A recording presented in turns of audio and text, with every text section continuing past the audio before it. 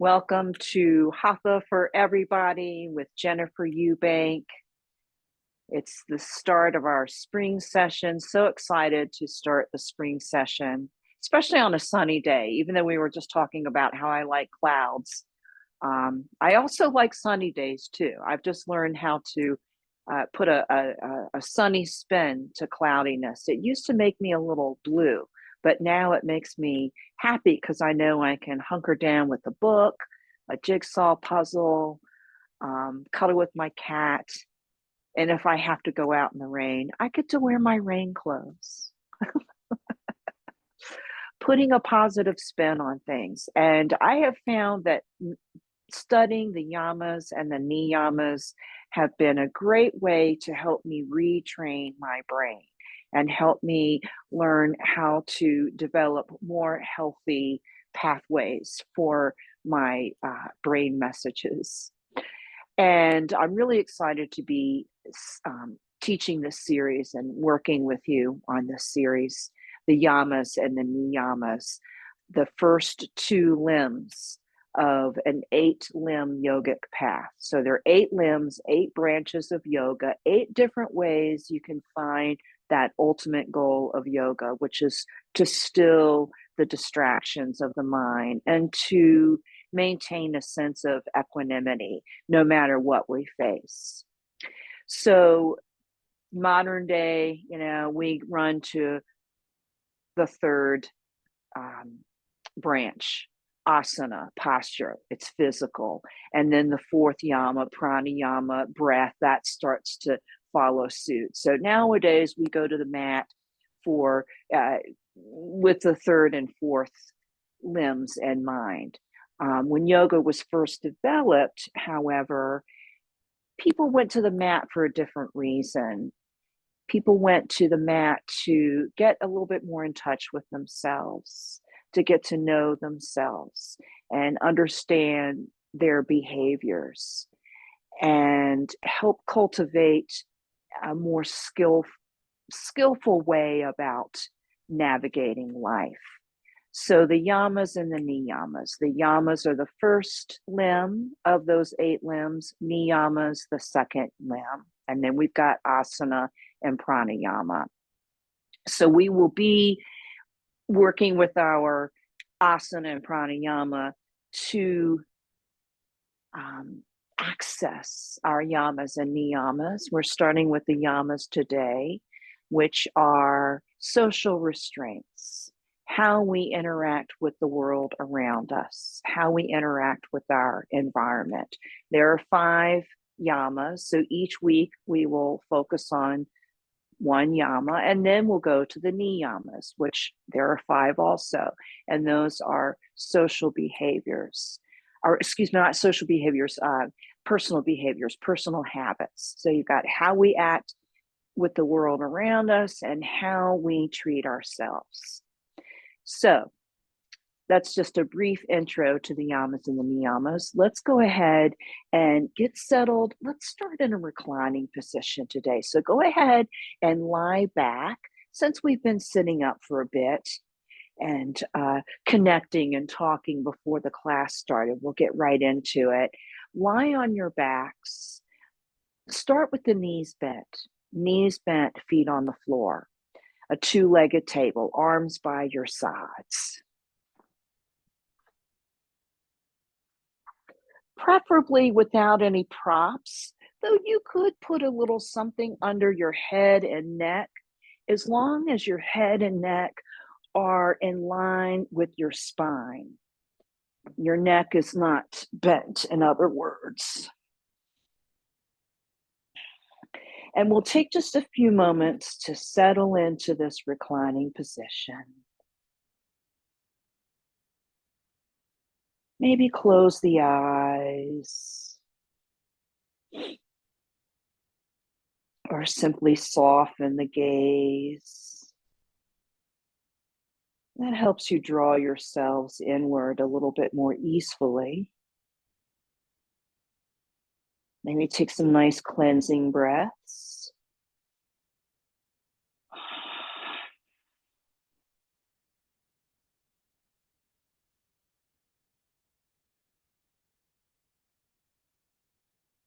Situate yourselves, noticing what it's like to be in this space today. Even though it's familiar, what is it like today?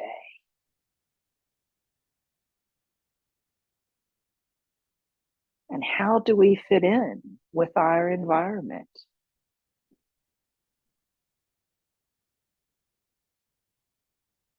That's Yamic principle right there.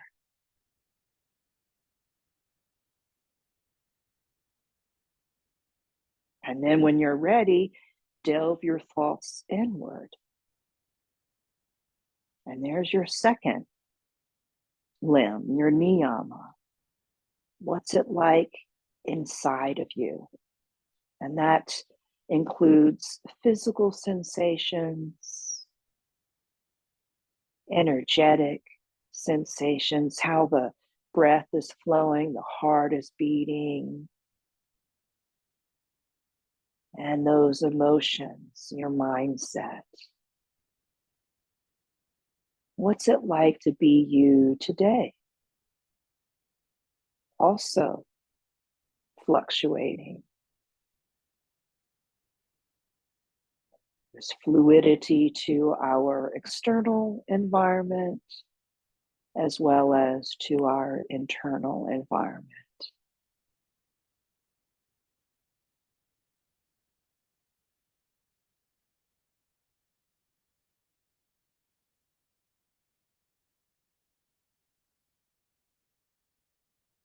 One more breath.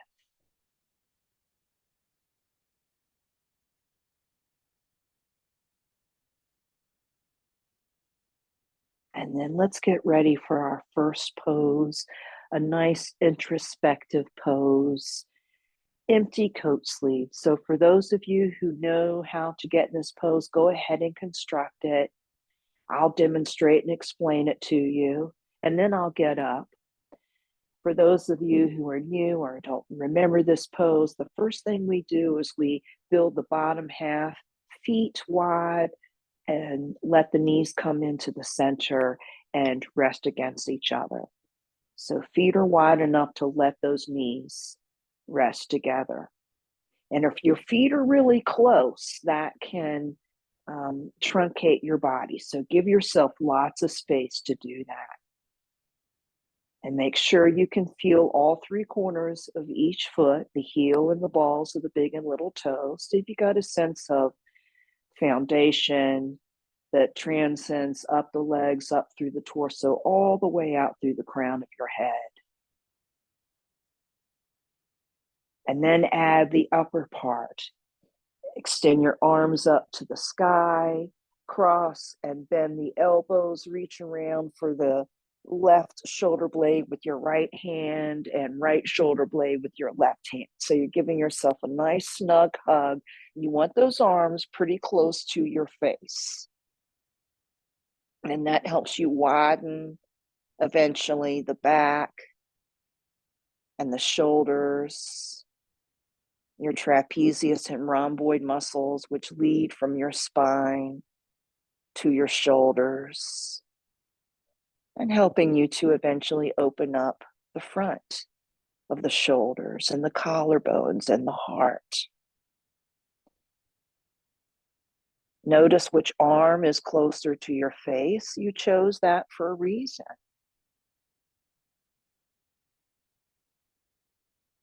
Notice what it feels like, and anytime you need to change anything in the feet and the knees and how much you're hugging yourself, do that.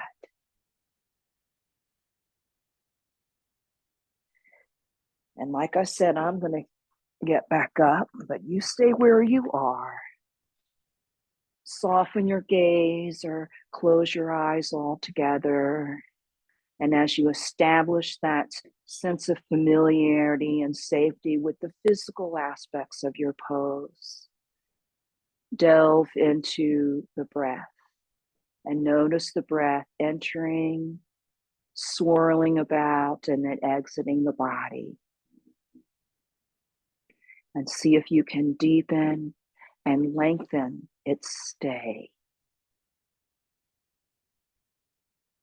and make its exit more meaningful, more detoxifying. The yamas and the niyamas. So again, the yamas, the first limb of 8 limbs, how we relate to our environment.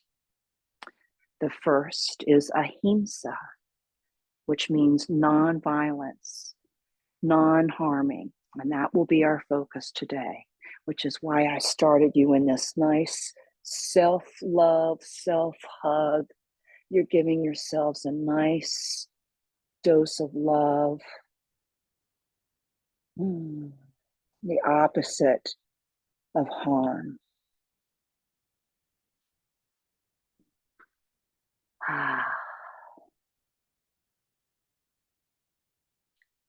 And as you breathe more deeply, you start to stoke a more positive attitude.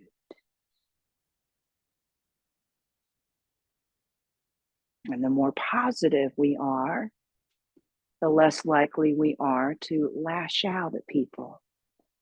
Because violence is not just physical, it's also emotional, it's mental.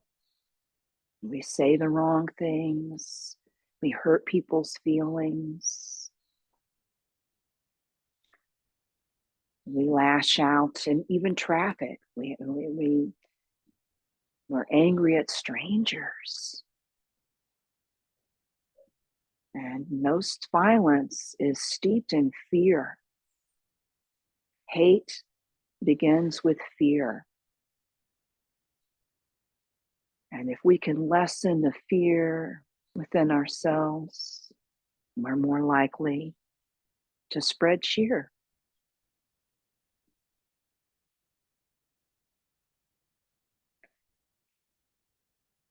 And as always, our yoga is very physical. There's a reason why we go to that third limb nowadays. It's physical, it's tangible, it's accessible to all. And this is how we get at becoming more in tune with our behaviors and our thoughts and our attitudes. We go to the physical first and work out those physical tensions. And we add the breath to it to help us focus and stay in the moment and really be attentive to what's going on in the present moment. And then we find that these physical moments or movements are starting to transcend the emotional. Let's go with about 5 more breaths in this first side.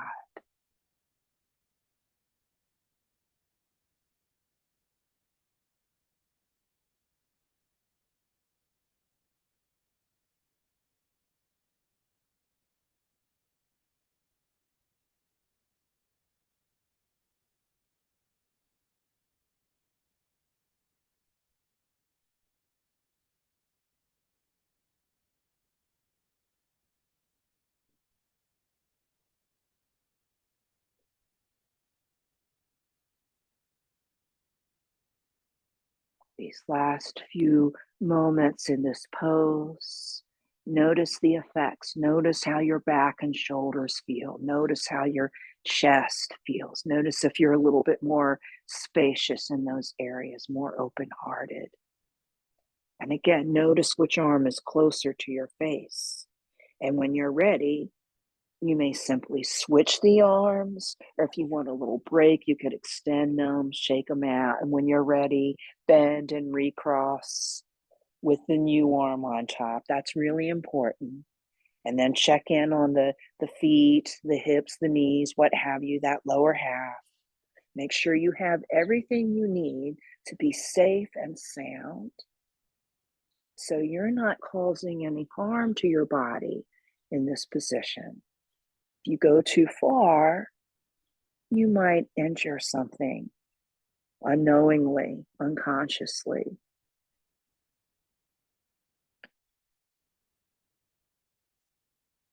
How do we bring Ahimsa into our yoga? By taking care of our own basic needs. looking out for number one, as my dad used to say. If you're okay, if you feel happy and secure, you're more likely to exude that aura about you, and that can be infectious and make others feel safe. Sometimes we make people feel unsafe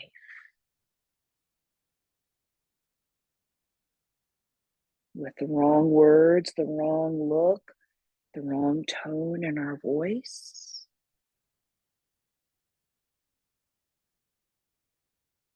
We want to feel safe, and we want others around us to feel safe, right?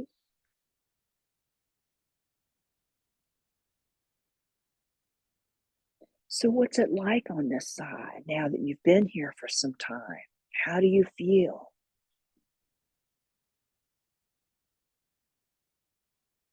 As you see, or if you watch this tape later, I'm sitting up and I'm doing my empty coat sleeve arms.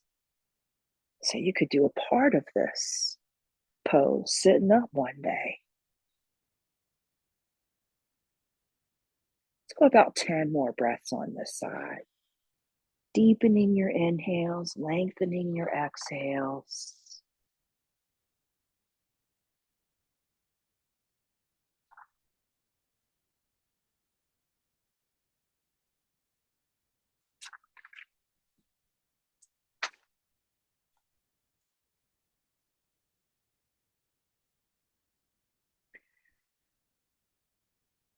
And by the way, all of the yamas and niyamas have the first yama, ahimsa, non-harming, as its core. And you'll see that in the coming weeks. So the idea of kindness, compassion, non-harming others, a pervasive theme in our yogic journey and in yogic traditions.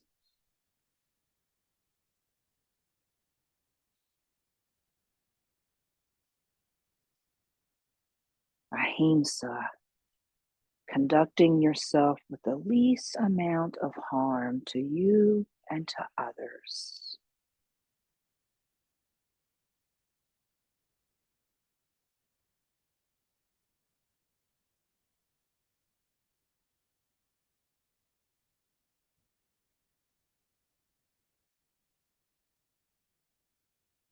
Give you a few more moments.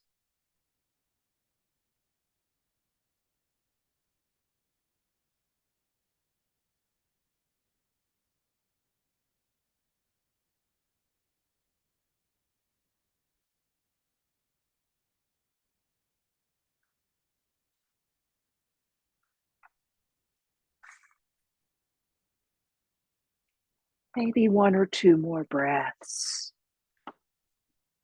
And start to quiet your breath, knowing you're about to come out of this pose and make a change. And when you're ready, we want to do so quietly and gradually. Start to unfold those arms back off the body, bring them out to the sides, T position if you can, and separate the knees and take a few moments and feel the spaciousness that hopefully has been created in your torso, your upper back, your chest, and that transcends down to the lower back and the hips and belly as well.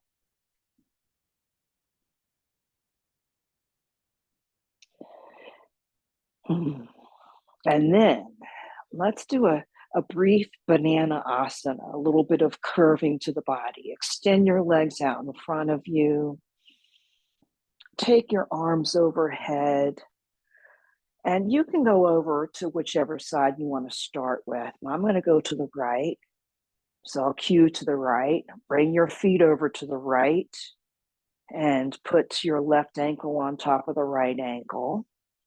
And then do the same with your torso. Bring it over to the right too, but try to keep most of your back on the floor so you're not rolling. You're on the back, curving like a banana. And you can play with the leverage in your body by increasing the stretch and maybe pulling a little bit gently on that wrist and that arm to increase your reach with the arms, and maybe play with the leverage in your feet and ankles, kind of moving things around. But make sure you keep your belly drawn in so you don't strain your back. You know, want to bit by bit go into these stretches, approaching your edges cautiously so you can see and feel how they're affecting you. And then you can make a determination if you want to go a little further and a little deeper. All of these ideas keeping you safe and sound.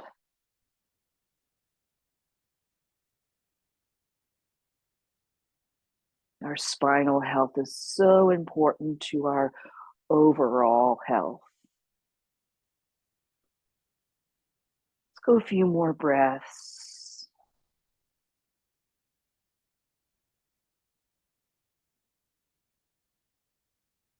And then we can start to make our way back to the center. And if you want, you can bring your arms back down for a breath or two.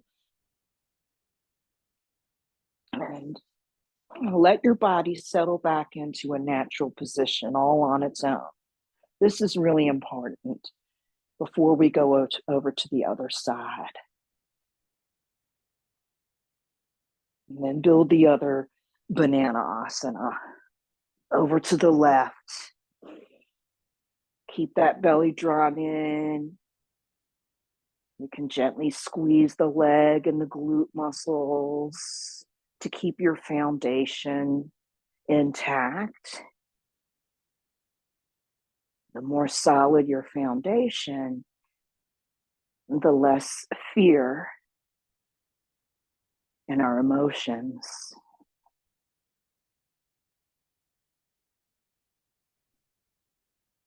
Couple more breaths. Not a couple, we're going to stay here a little bit longer. I don't want to rush it. Making sure that we create a sense of balance in our bodies. Giving each side equal attention. Try to keep your shoulders soft, your face soft. Let's go a few more breaths here.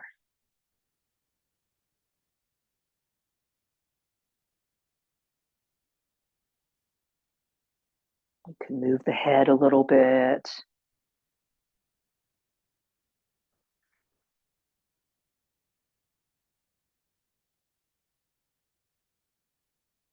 And when you're ready, we can slowly but surely dismantle that pose. I like to bring my arms down first, then the body back over, and then the legs, and I uncross the feet. And we'll take a few moments with our legs still extended, arms by the side. Let the body settle back in all on its own.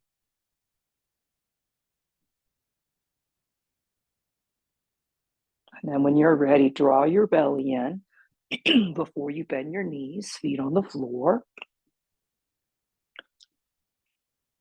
And then we'll do, excuse me, just a moment. It's hard for me to lie down and talk at the same time. Okay, sorry about that. Let's do Apanasana Vinyasa. And I've shown this to many of you before, but I'll go through it with you. This is a sequence, and we'll approach our sequence bit by bit, not rushing things. So when you're ready, draw your belly in to engage your core muscles before you hug your knees into chest. Sorry, I think I already said that. And we're in Apanasana, when release pose, and we'll take a few breaths to kind of work out those initial kinks. And find a sense of stability here. And then we can start the sequence. So the way it goes, we have our hands on our legs or our knees and feet close together to protect that low back. But then we'll open the knees and feet to open the wideness in that back. And then we'll bring them back together again and take our arms out to the sides to brace ourselves for a twist. And let the knees go down to one side, then back to the center, then over to the other side. And when you return, hug your knees in again. And then you've got some leg support to help you extend. Go wide with the knees and feet again, come back together again, arms out to the sides, and a gentle extended leg twist on either side. Don't go all the way, just a little, nano twist. Remember, we're easing into the movements bit by bit. If you go to your 100% right at the get-go, you're more likely to injure yourselves. Inhaling with one motion, exhaling with another.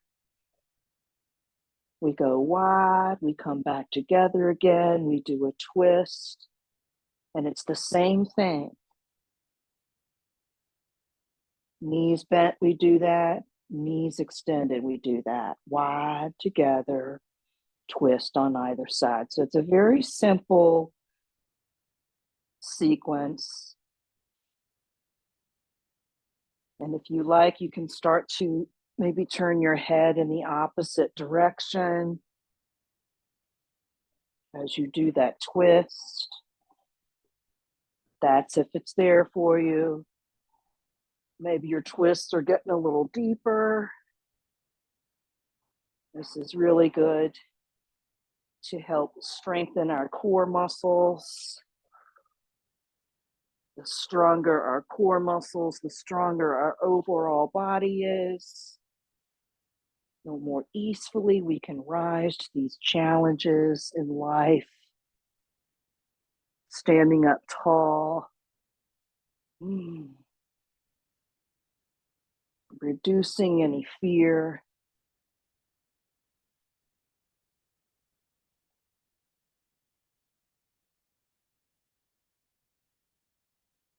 Let's make this our last one. Take your time. Notice how things have progressed for you. Pay attention to how things have evolved.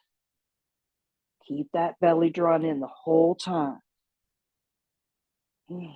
Take your time back to your Apanasana, and we'll stay here for a couple of breaths.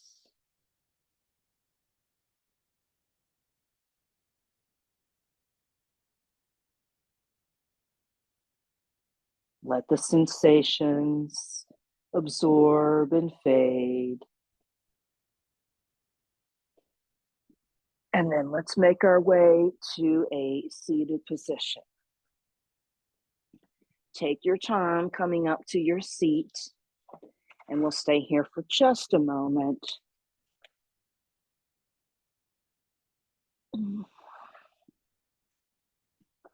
It's long enough to see what it's like being up.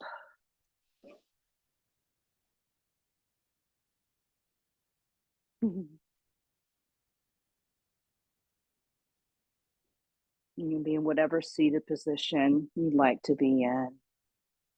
Just a few more breaths, giving us time to check in with our bodies, our energies, our thoughts.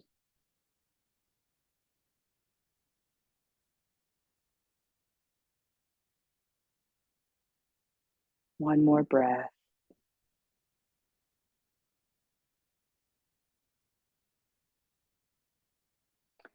And then let's make our way to a table position.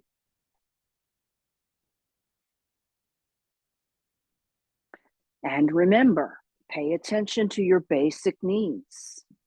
If your knees are uncomfortable, put a blanket under those knees. That's applying Ahimsa to your practice. And also paying attention to basic alignment principles will ensure that you're less likely to create harm. So you want your hands and wrists right under your shoulders, knees right under the hips.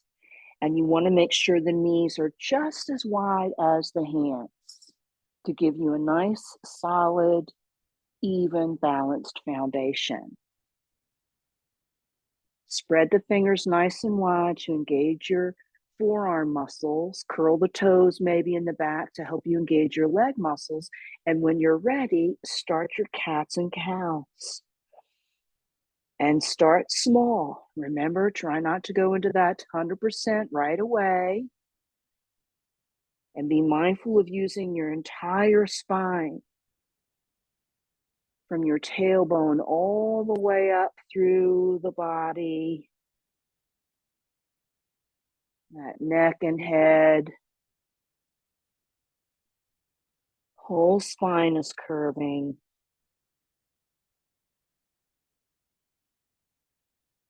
This isn't about bobbing your head down and back. It's about curving your spine. Let's go a few more rounds. Maybe you're going deeper and deeper. We're warming up our spine. We've curved from side to side. We twisted from side to side. Now we're curving front to back. Getting it nice and primed for a little bit more challenge. Let's do 2 more.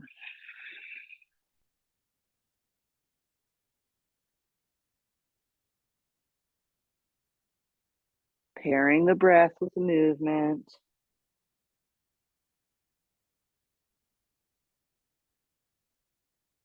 Coming back to table as you're ready. Take your time.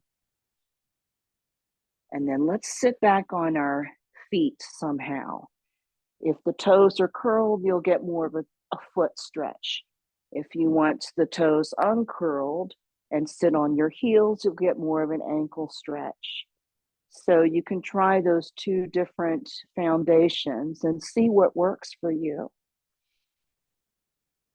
And maybe give your quadriceps a nice little rub too. I'm going to take my wrap off. And then what I'd like to do next is a little cobra exploration. And lately, when I've been doing cobras and sphinxes, which are prone reclining back bends, I like to put a blanket, very uniform and not very thick because I don't want it too high. And I lie down, landing my pelvis and belly on that blanket. And that just gives a nice little extra cushion. You don't have to do that. And cobras are back bends, so we want to start small and gentle. Let's do them dynamically. And I'll explain that in a moment. But first things first, legs together or apart. How do you want the toes? Figure that out. Then put your hands under your shoulders. Then bring the hands further back so they're more in line with your ribs. And try to bring your elbows in so they're not sticking out. The closer the arms in, the more likely you are to use your entire body, your torso, to help lift you up in your first cobra. And remember, we're starting small and we're doing them dynamically, meaning as we inhale, we'll lift up into our cobra, and as we exhale, we'll come back down. Lengthen those breaths to lengthen the action that's carried by that breath.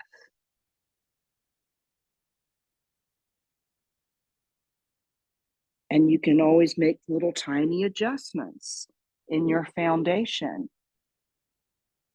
As you might notice, your foundation needs something. Squeeze your legs, your glutes. Your legs are helping to lift your torso.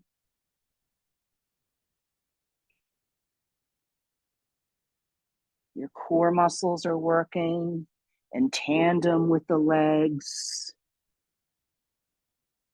Shoulders and face are soft. All the energy going to lifting and lowering that heart. And those foundation elements. So let's do one or two more. I should have mentioned from the get-go, you can always rest and rejoin. I've said that many times. Most of you know that by now. That's always there for you. But at some point, why don't we spend a couple of breaths in our cobras? So when you're ready, lift up and we'll take a pause in our cobra. Maybe we can go a little deeper, a little higher. Or maybe we can fine tune those elements, soft shoulders, soft face. One or two more breaths, squeezing the legs and the glutes to help you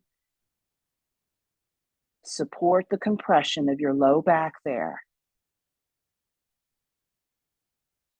Bit by bit, slowly but surely, one vertebra at a time, back down. And let's go into crocodile. Bend your elbows, stack your hands in front, and put your forehead on your hands. And wriggle your hips a little. And let the body settle in. Bit by bit, feel that spine returning to its neutral position.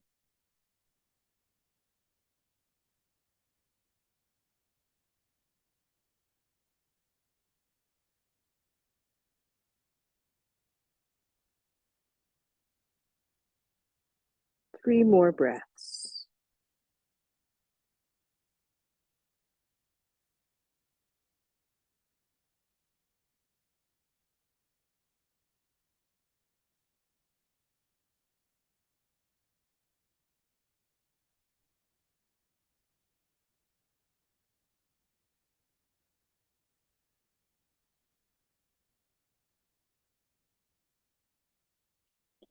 And now our spine should be nice and settled back down.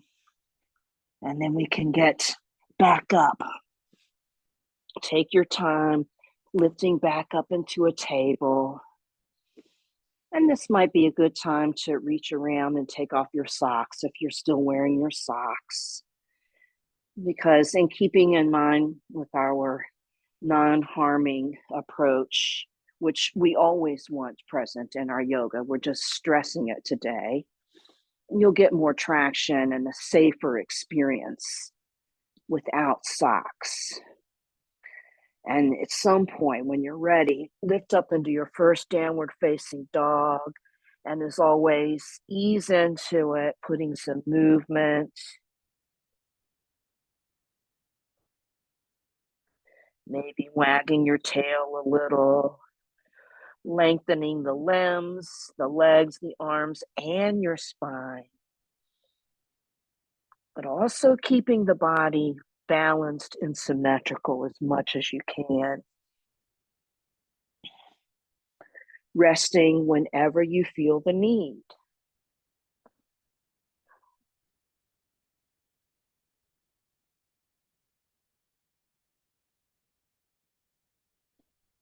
Returning to your dog whenever you want. And with each dog, maybe go a little deeper and bring about a little bit more challenge. What does your body have to offer you today? And honor your body's limitations,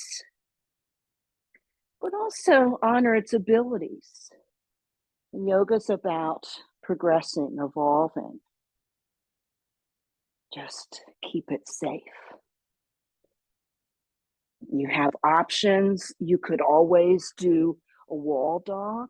Some folks have lots of problems with the wrists and the elbows and the shoulders. So you could always do wall dogs, less taxing on those arm joints. That might work better for you. Or you might want to take this opportunity to strengthen your body so that you can find better support for your wrists and elbows.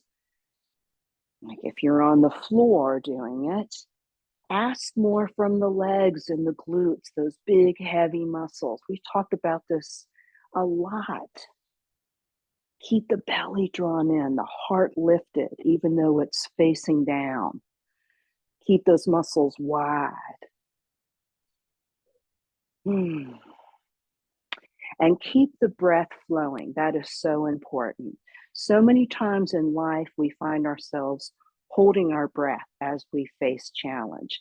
And that's the exact opposite thing that we should be doing. Our muscles need a lot of fuel for this position, and the fuel is oxygen. And if we cut off that source of fuel, then we're up the creek. And fear starts to set in, and anger and lashing out. So let's go about maybe 10 more breaths. Take your time.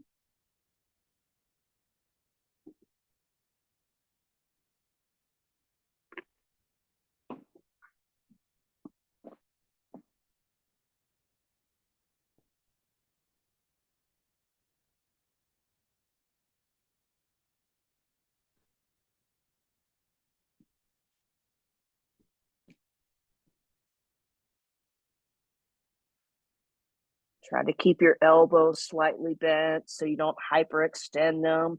Same with the knees.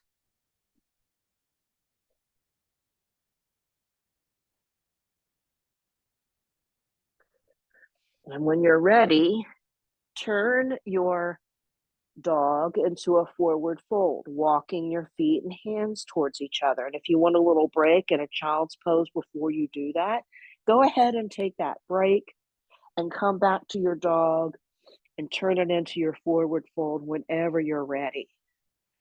And after you've been in your forward fold for some time, put your hands on your hips. And that can help you be more conscious of hinging the hips to lift you back up. The legs and the glutes bring you up, not that spine. Ahimsa, non-harming. What's it like once you're up? Shake it out. Take a couple of breaths. Clear out your mat. I'm going to check our time. Wow, we don't have a lot of time. Let's do a warrior two flow. So let's face the long side of our mats rather than the short side, facing the long side and stepping wide. Feet are all nice and lined up, exactly the way they need to be for our foundation for our warrior two. And then turn your feet to the right. And put your hands on the hips for a couple of breaths to help you open out the shoulder and the back so that your chest is facing the long side of the mat, not this. You're not facing the corner, you're facing the long side. And then when you're ready, bend that knee. Make sure it's not going past the ankles. Bring the arms up, looking over those fingertips above the bent knee. And then let's do a few of those bowing actions that we've been doing. I really like this, bringing that back arm to the front arm. It can touch, it doesn't have to. And that can help you find the space that you need in that back arm, bringing it back and forth. This puts a little bit more attention to what it does. Coming back to a solid warrior two when you're ready. Again, your body is still facing the long side. You might be facing the short side with your head. Let's do a sun. Turn your hand over. Inhale up into your sun. Bring that backhand. Make sure it's on the leg somehow to give you some leverage, to give you safety, a good foundation. If it hangs out there, there's less support on that back. Feel that. Maybe take the hand off for a moment and then put it back and feel the support that that gives you. Come back to your warrior two whenever you're ready. Take your time. And then let's turn this into a side angle. So we bring the right elbow down to the right knee, and we extend the left arm beyond the head. A nice long line from that back foot to the hand that's overhead there. And then let's turn our triangle, our side angle, into a triangle. Extend the front leg and lift the arm up, and see how that brings your body up more. So it's the extending of the leg and the bending of the leg that brings the body down. I'll go back and forth. So I'm not moving my body. I'm not moving my torso. It changes place because of what's going on in the legs. Less strain on that back. Backstroke up when you're ready. Let's do another sun. Back to your warrior two. Make your way back out bit by bit. Back to the center. Try to keep the feet wide for a couple of breaths. Feel what's going on in those hips as you're back to the center. And then let's heel toe, hop, or step back to the center and let the hips kind of come back in. Try to be still. And then maybe shake it out a little bit before you're ready to go wide again. Root those feet. Draw the belly in. All of these things can help you keep the legs and the torso working together, making your way bit by bit into your warrior two on the left. Step by step, maybe the order changes from time to time. It doesn't always have to be the same order. But if you use that step-by-step methodology, that might help you achieve a stronger base, more safety. I've moved up into my sun, I should have mentioned. We can go back to that warrior two. Let's do some of that bowing action.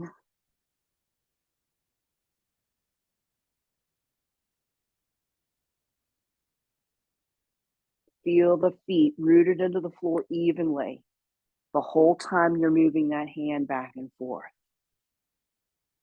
Keeping the body well foundationed and good and centered. Returning to that warrior two as you're ready. And then we'll visit our side angle. And once we have a good side angle established, we've got that good foundation to turn it into a triangle. So we're not rushing our transitions. You can go back to your side angle as you're ready. Feet good and rooted, belly drawn in the whole time. Check in on those aspects every now and then. Backstroke back up when you're ready.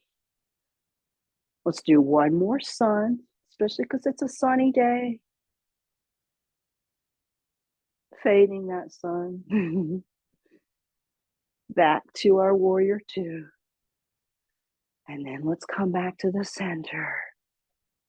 And let's again stay wide for a couple of breaths, especially that left hip had to do some turning out.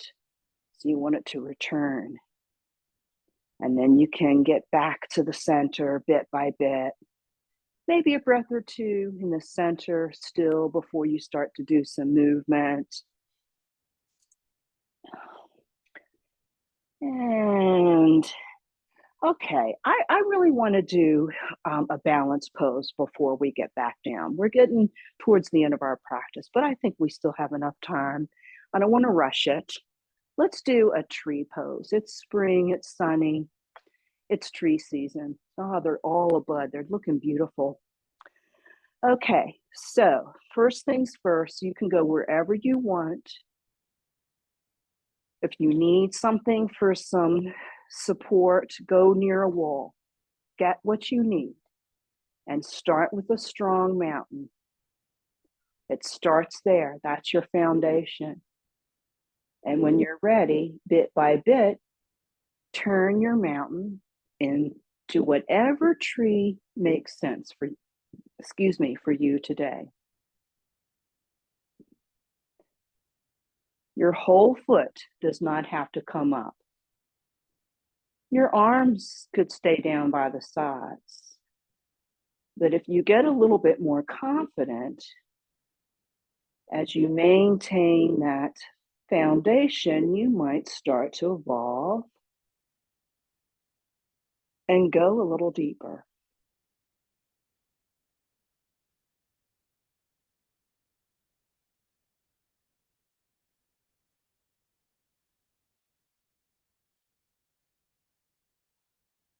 And we'll go a few more breaths. Take your time.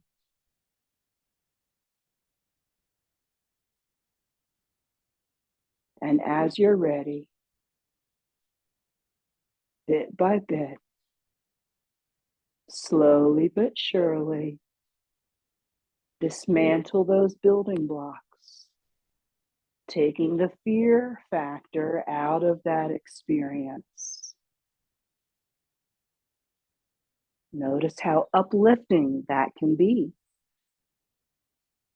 A little bit of stillness or movement, not or, and movement if you want it before you go to the other side.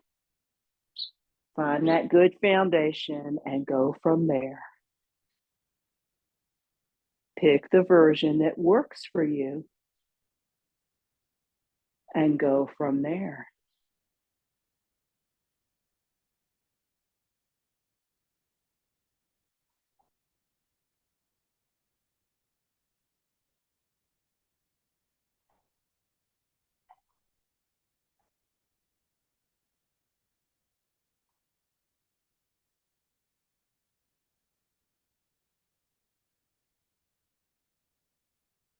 And we'll go a few more breaths.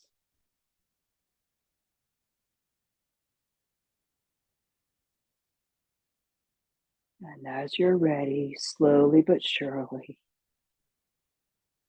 back to your mountain and try to stay still for at least a breath or two, absorbing the experience while letting it fade away at the same time.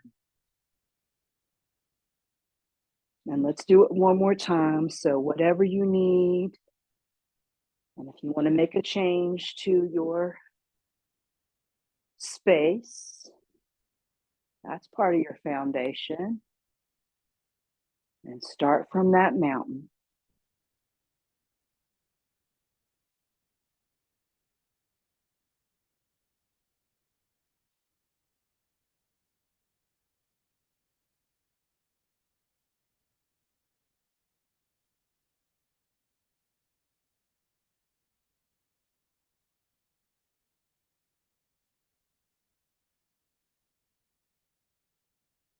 Couple more breaths.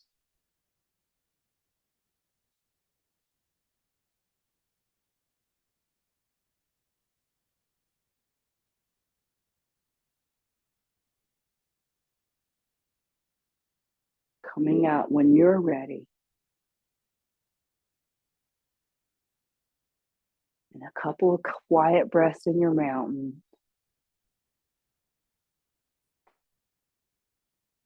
And then you can go right onto the other side or do a little bit of movement before you start that building.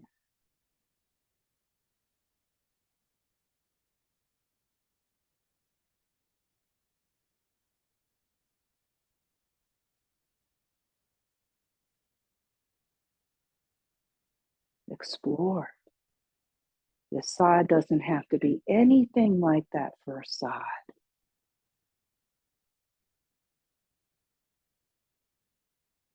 Other than focusing and evolving somehow.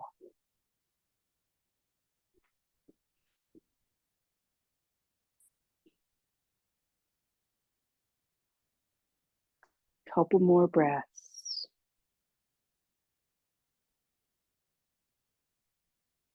Coming back whenever you're ready. And taking a few quiet moments to contemplate that experience. Taking it all in, the good and the bad, with equanimity. We learn from our failures as much as our successes.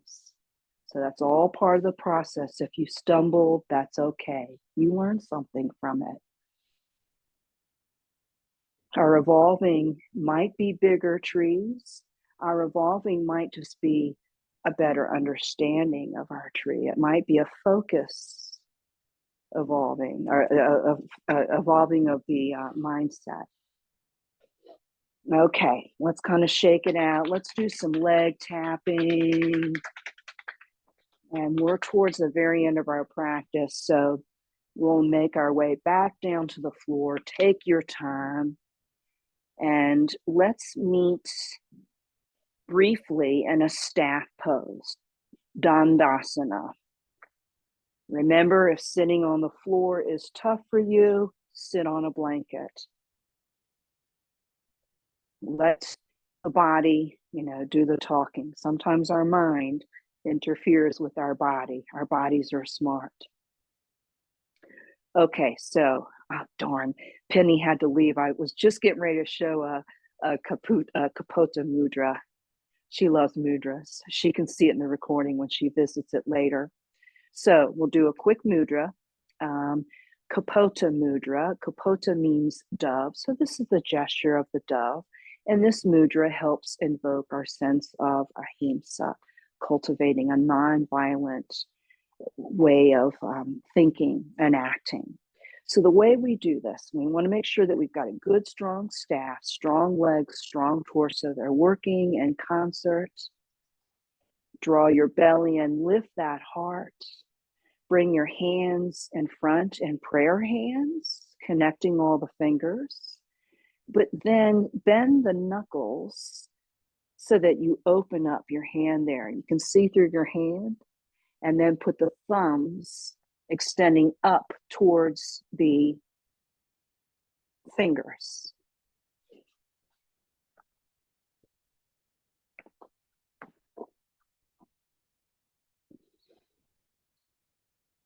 So they're like that, and then thumbs in the middle.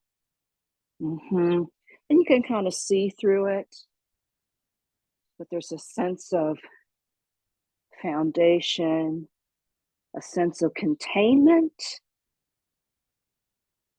but a sense of openness, letting things in.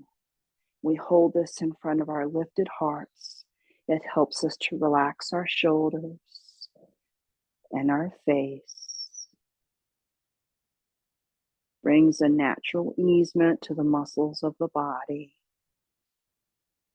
And we know that doves are associated with the idea of peace. So when we're thinking about doves, we're thinking about peace as we hold this mudra.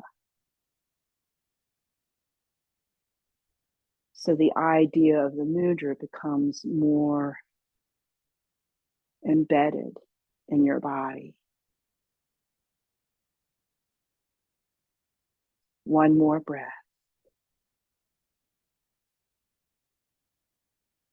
And we can release that mudra. We'll come back to it at the end. Now let's go ahead and lie back. And remember, whenever we lie back, we will always land in a two-legged table because we're not ready for the final part. And if the knees are bent as you lie back, it's easier on that back. Take a couple of breaths in your two-legged table.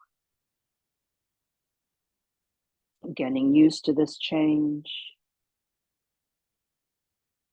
Let's do a twist. Arms out to the sides. You decide shoulder height or lower. Try not to go higher because that will strain your shoulders. Bring your knees to whatever side makes sense and feel free to put a block or two under and between the knees. You could also stack your feet if you like. And eventually, if it's there for you, look over that opposite shoulder. And let's take 5 breaths here.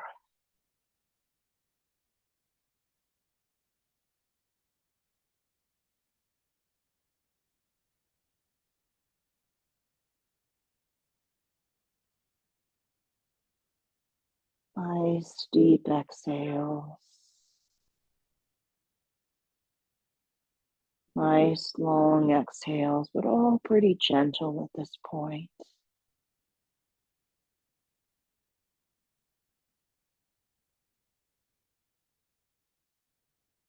And when you're ready, bring the head back first. So your neck has the support it needs in that lower body. Then bring the knees back. That's safer on the body. And take a breath or two, letting that experience settle in. Again, safer. And then we'll go to the other side. Pick your version, build it, support it, evolve, and then breathe and explore so you can evolve all the more.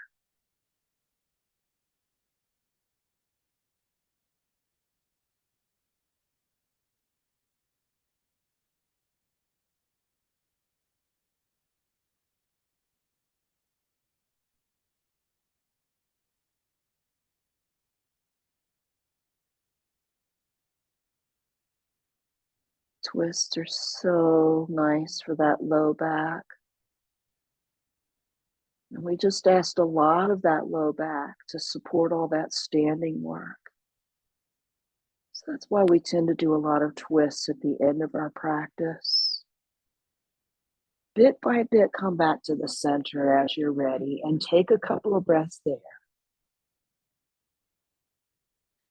Draw your belly in to engage your core muscles before you hug your knees into your chest. Appanasana. Maybe some rocking and some rolling. More release and relief and love and appreciation to our low backs for supporting us in that work we just did. Keep the belly drawn in before you bring the feet down. A breath or two there. And if you want support for your lower back, for your Shavasana, blocks under the thighs or a blanket as you extend out, let the body just land the way it lands and release into it. Take a few cleansing breaths here.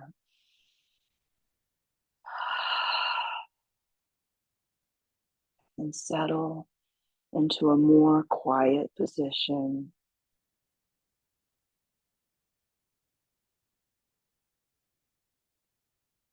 Into a more quiet breath, I meant to say, which quiets this position.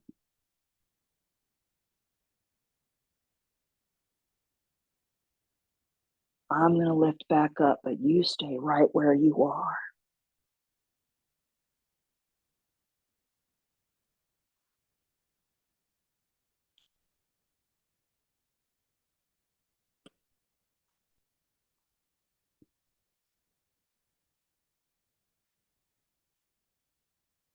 And how appropriate that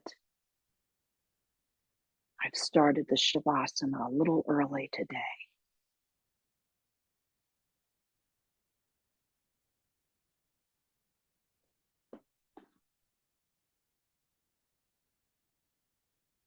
Time for us to absorb the effects of the practice.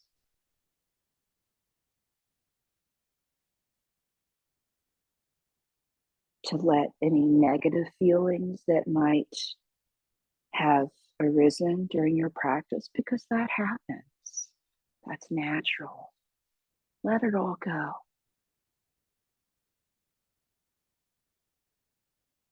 And understand that there's some positive aspects of that negativity.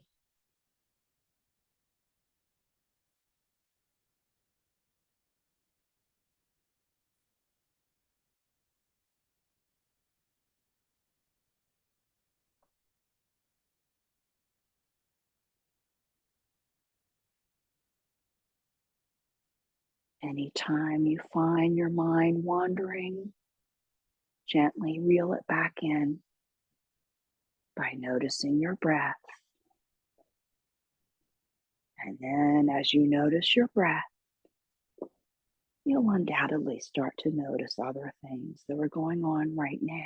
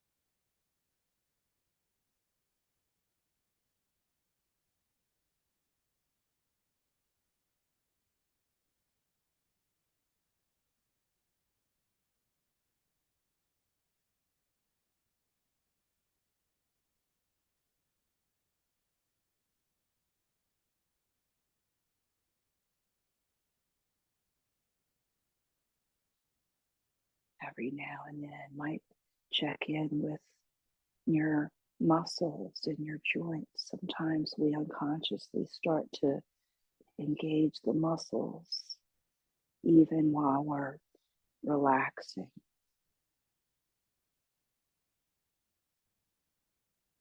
You can revisit the ideas of releasing into the weight and the shape of your body anytime you want.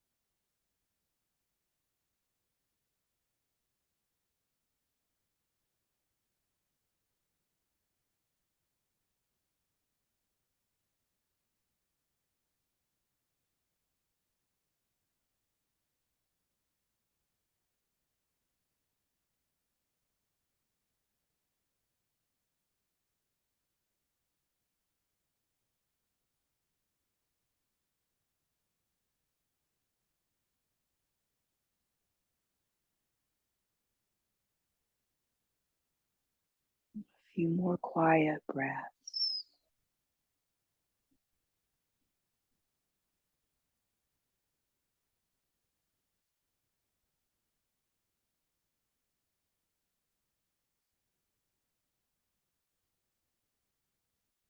And whenever you're ready, begin to build on those breaths, deepening the inhales, lengthening the exhales, bit by bit, slowly but surely. Notice how those breaths evolve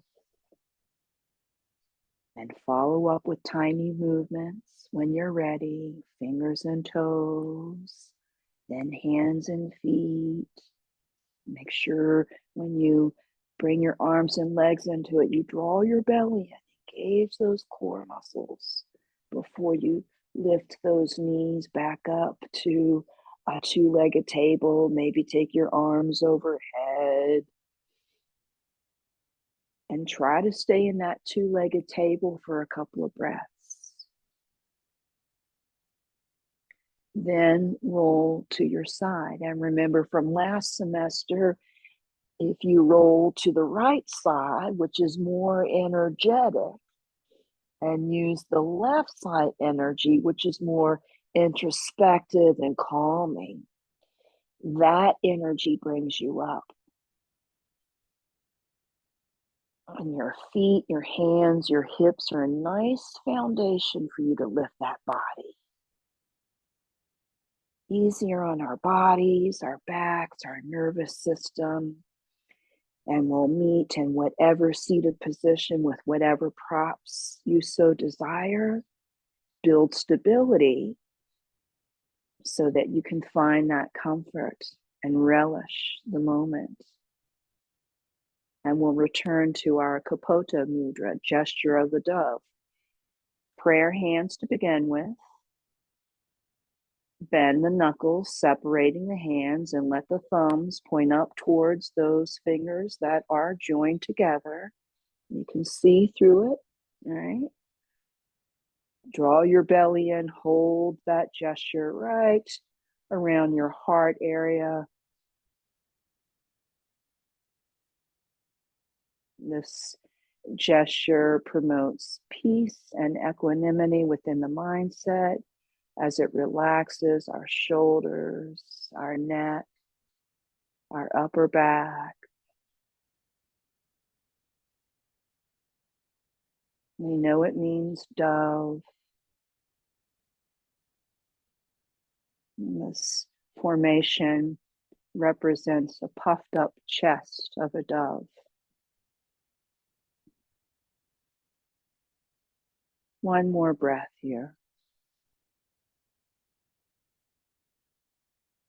And then release for Anjali Mudra. And let's say the yogic prayer today, because it's a prayer that is meant to evoke peace within and peace without.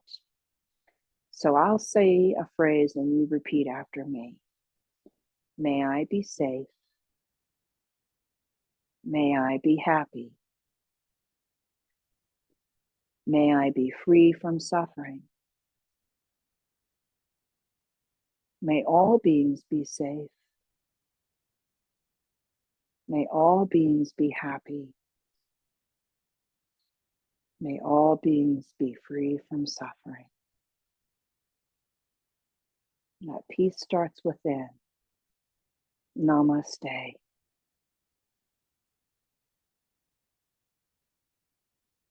Thank you so much for your practice today. Thank you, thank you, thank you. I will stop the recording. You can visit this recording for a month, anytime, anywhere. Thank you for your practice.